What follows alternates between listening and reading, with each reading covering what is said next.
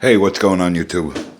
Hey, I got an unboxing today. I've already taken the liberty of sort of unboxing it. This is the Savage Arms Model 62F 22 long rifle. Right out of the box, it does come with your instruction manual, which I would suggest you flip through a little bit. Also, it does have the registration card in there for a 1-year warranty. Does come with a standard lock, and it does come with a chamber flag and a little pair of earplugs here. Let me get the box out of the way and we'll go over the gun a little better. Alright guys, like I said, this is the Savage Model 62F 22 long rifle by Stevens. Maybe imported by Savage or something. The gun is made in Canada. It's a new rifle with an old design. Does have black synthetic stock, 21-inch carbon steel barrel. I believe it's a 1 in 16 twist. I'm not positive on that. Has an overall length of about 40 inches, 40 and a half inches maybe, and approximately 5 pounds, give or take. Now, this is a budget rifle. These can be had for $100 or less at Walmart, I believe. They sell a lot of these. But for 99 bucks, you really can't go wrong. From what I hear, it's a pretty good plinker. And, let's go over the rifle a little better. Okay, guys, let's go over the magazine a little bit. This is seems like a steel magazine, 10-round single stack magazine. But there's a little hole in the magazine here, which I'm not a big fan of, and I'll go over that in a second. But it sort of looks like these rounds are sort of like semi-double stacking in here almost. They go down just to the end of the cut in the magazine here, and that's your 10 rounds. Seems like a pretty heavy magazine. It's shaped a little weirdly. This will only fit into the gun in one direction here, and there is a little cutout notch here that locks it into the receiver. The hole that goes through this magazine here on the edge, where you can see the exposed ends of the rounds sitting in there, that doesn't seem good to me, because I think dirt and dust, whatever, just foreign matter and debris and crap can get into the magazine here, and that can't be a good thing. Other than that, it's a heavy magazine made in Canada. Does fit the 10 rounds nicely, loads pretty easily. And, besides this one feature of the magazine here where you have exposed rounds right here where anything can get in there. Other than that, it seems like a pretty good magazine. Let's move over to the butt stock here. This is, like I said, this is a black synthetic stock. The butt stock is sort of curved, and it's not too bad. It's not too good, not too bad. The stock itself seems pretty sturdy. It does have a nice checkering on the pistol grip here. The trigger guard is plastic. It's probably the synthetic material the rest of the stock is made from. The trigger is steel. We do have a toggle style safety switch here that doesn't seem too bad. You can manipulate that safety with your index finger, with your right index finger. You will have to take your finger off the trigger to manipulate it, but it doesn't seem that bad. It's not great, it's not horrible. The top of the receiver is dovetailed for scope rings.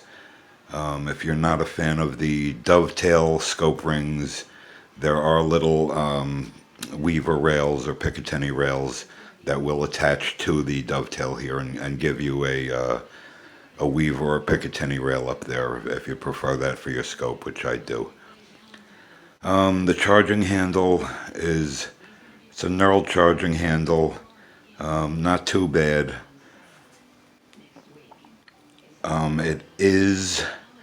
It does lock back, but it will not lock back on the last round of the magazine. After your last round is fired, the bolt will close. Okay, and speaking of that, here's the mag well here, here's the magazine. You do have a very odd magazine release button right here.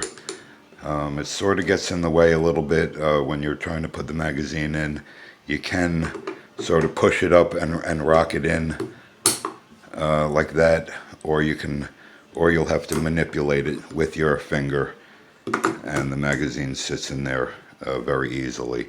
But it is a little bit of a weird design on this magazine release, and it definitely, I think, will take some getting used to here. But the magazine does seat well in there. There's no wobble, no play, and it's pretty good. Now, once you have your loaded magazine into the mag well, the bolt is still sitting over that top round in the magazine. What you're really going to have to do here is you can't just drop the bolt. You will have to charge it back. I'm sorry, it's a weird...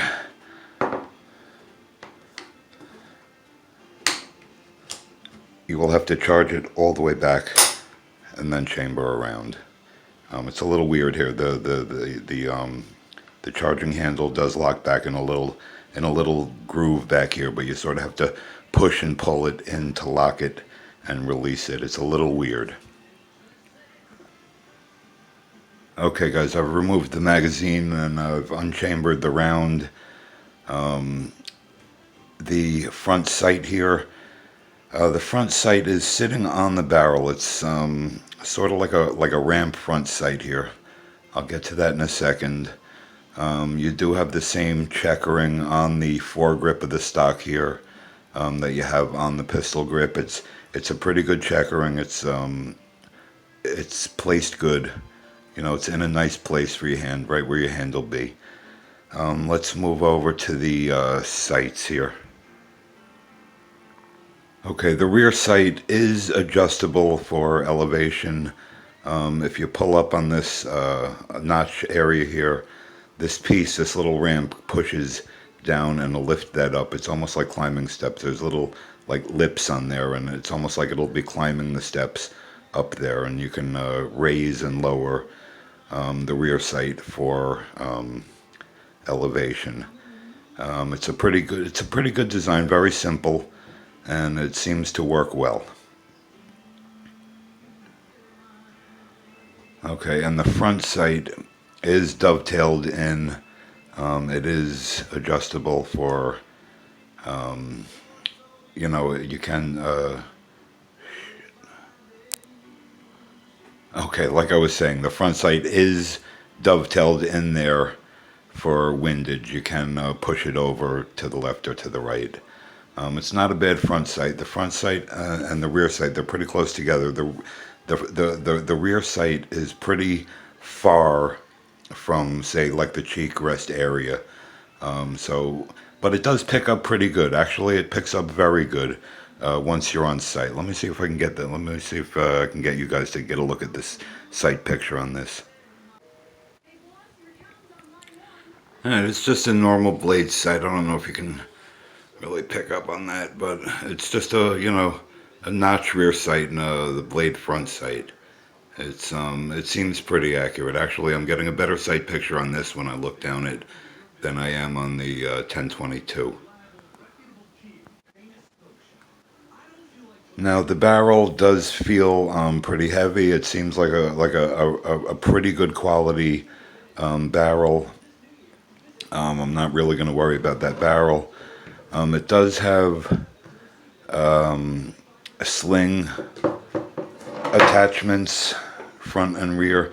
I think they might be steel. They might be plastic. They might be steel. I don't know. I can't friggin' tell. But they do have. It does have the front and rear sling attachments, and they seem pretty good, relatively sturdy. Uh, Now I think I've gone through everything on this rifle. Like I said, for 99 bucks or cheaper, you can't go wrong on this thing. Like I said, I've heard good things. It's just a good, cheap, semi-reliable plinker. I have heard that these things don't really like the hollow point ammo. They say to stick with the standard pressure round nose and you should do fine. Like I said, I've just unboxed this thing. I haven't been out to the range with it yet, but I will get out there and have some fun with it and try to get a little video out there at the range. But the Savage Model 62F, I'm pretty happy with it. I've been looking for another 22 rifle because I'm not very happy with the 1022. I'm not going to lie, I may get rid of that.